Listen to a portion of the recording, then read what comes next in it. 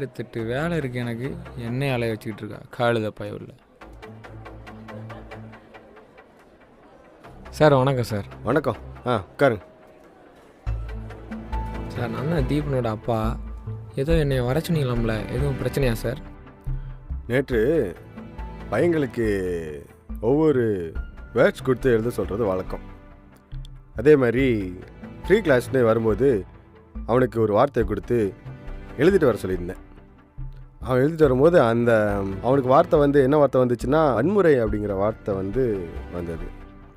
அந்த வன்முறைங்கிற வார்த்தைக்கு என்ன எழுதியிருக்கான்னு நீங்களே பாருங்கள்.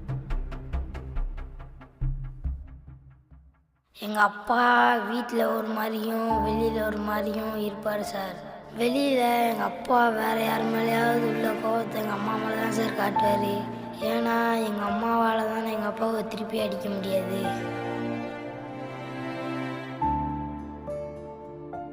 எங்கள் அப்பா மேலே உள்ள கோவத்தெல்லாம் என் மேலே தான் சார் காட்டுவாங்க. ஏன்னா என்னால் தான் எங்கள் அம்மாவை திருப்பி அடிக்க முடியாதுல்ல.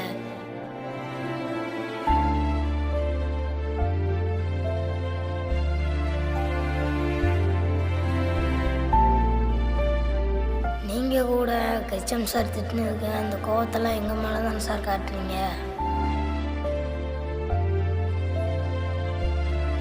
இப்படி எங்களால் திரும்ப பண்ண முடியாதுன்னு தெரிஞ்சும் எங்கள் எல்லாத்துக்கும் பண்ணுறீங்கல்ல, அதுதான் சார் வன்முறை.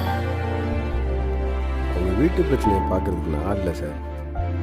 உங்கள் பையனை ஒழுங்காக வளர்த்தீங்கன்னா கண்டிப்பாக நல்லா வருவான் சார்.